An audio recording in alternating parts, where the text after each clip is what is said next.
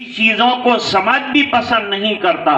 ہمارا یوون دھن اور ہمارے نوجوان غلط چیزوں کی طرف جا رہے ہیں. ہمارا دل برداشت نہیں کرتا. ہمارے اندر احساس پیدا ہو جانا چاہیے.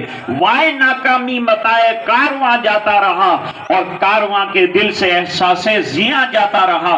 آج ہمارے اندر یہ احساس پیدا ہونا چاہیے. ایک چھوٹا سا انسیڈنٹ مجھے نیریٹ کرنے کی اجازت دیجیے کیونکہ اس کا تعلق پروفٹ کے ساتھ ہے.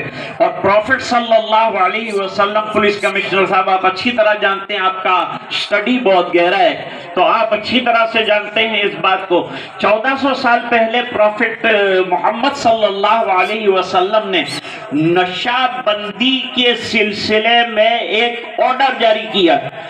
ابھی تو یہ ابھیان چلانا پڑتا ہے, پکڑنا پڑتا ہے, اور ابھی ہمارے سی پی صاحب فرما رہے تھے کہ بھائی یہ بڑھ جاتا ہے سلسلہ تو ان کو ہم پکڑ پاتے ہیں, لیکن چھوٹے چھوٹے بچوں سے یہ سلسلہ شروع ہوتا ہے. ان کو پکڑنے کے لیے وہ پڑیا جیب میں رکھ دیتے ہیں اور لے کر نکل جاتے ہیں اور دوسروں کو دیتے ہیں اور بگاڑتے ہیں.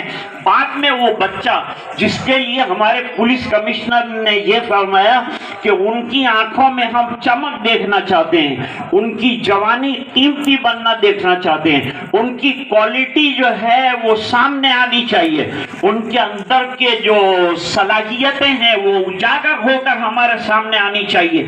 تو ان کو ان چیزوں سے بچانا پڑے گا, ان خرابیوں سے بچانا پڑے گا. تو ہمارے پروفٹ صلی اللہ علیہ وسلم نے اعلان فرمایا, اناؤنس فرمایا.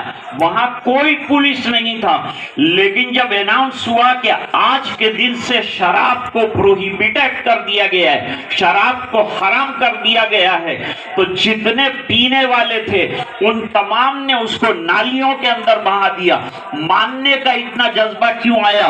ان کے دل میں اللہ کا ڈر تھا. آج سماج کے جو دھرم کے لوگ ہیں, جو سادھو لوگ ہیں, جو سنیاسی ہیں, جو رشی منی ہیں, ان کو نوجوانوں کو مندر میں بلا کر اللہ کے ڈر کی تعلیم دینا چاہیے. ہر دھرم کے اندر بھگوان سے ڈرنے کی بات کہی گئی ہے اور یہی بات جو ہے اسلام کے اندر بھی کہی گئی ہے. لہذا اللہ کا ڈر ان کے دلوں میں تھا. وہاں کوئی پولیس نہیں تھا, وہاں کوئی پکڑنے والا نہیں تھا, لیکن انہوں نے منہ میں اگر شراب لی تھی تو اس کو زمین پر تھوک دیا, گلاس میں شراب تھی تو زمین پر ڈال دیا, اور شراب بندی پر اتنا زبردست انہوں نے عمل کیا, اتنا زور سے عمل کیا, اتنا مضبوطی کے ساتھ عمل کیا